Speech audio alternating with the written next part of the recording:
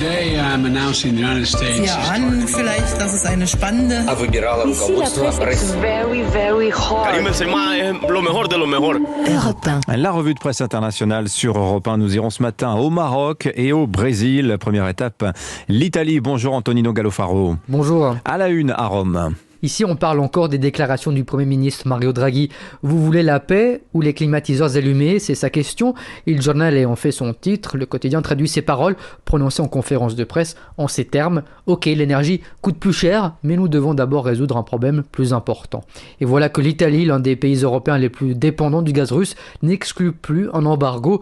À la République a de commenter. Pour le moment, il n'est pas possible de prévoir les effets d'un embargo du gaz russe sur le déroulement de la guerre. Le journal de référence se demande ce qui se passerait en cas de blocus. Pas sûr, selon lui, que la Russie cesse d'attaquer l'Ukraine. Il Sole 24 Ore apporte quant à lui une réponse pour les Italiens, une réponse sur le court terme.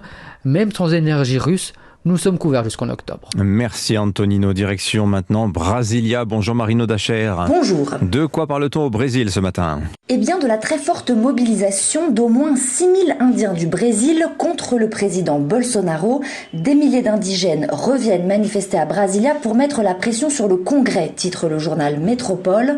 Le site Wall rappelle qu'à 6 mois des élections, Bolsonaro tente de faire passer plusieurs projets de loi qui favorisent l'exploitation des ressources minières, et ce, même sur les terres indigènes. Les Indiens occupent Brasilia, la capitale, jusqu'à la semaine prochaine. 180 peuples différents sont représentés. D'ailleurs, ils vendent aussi de l'artisanat pour payer leur voyage de retour, précise le long reportage du site Métropole. Et sur les réseaux sociaux, la vidéo de leur grande marche vers le Congrès hier montre une marée humaine massée derrière une grande banderole rouge affichant « Le futur est indigène ». Merci Marino Dacher. Enfin au Maroc, bonjour Alexandre Blanc. Bonjour. À la une à Rabat ce matin. C'est la venue de Pedro Sanchez que la presse marocaine considère comme le début d'une nouvelle relation entre Madrid et Rabat. Le chef du gouvernement espagnol a été reçu hier par Mohamed VI. Mais ce qui a retenu l'attention, c'est l'invitation faite par le roi à M. Sanchez de venir rompre le jeûne du Ramadan, un signe fort d'amitié selon Maroc Hebdo. Tout cela fait suite à une crise diplomatique qui a duré près d'1 an, rappelle-t-elle qu'elle. Rabat reprochait à Madrid d'avoir accueilli le chef du Front Polisario, alors malade du Covid.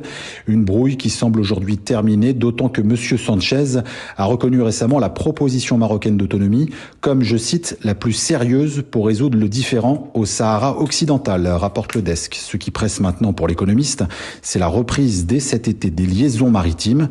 Aucun ferry ne traverse le détroit depuis l'an passé et les pertes sont grosses pour l'Espagne. Média 24 rappelle que les touristes marocains y dépensent chaque été plus d'1 milliard d'euros. Merci Alexandre Blanc.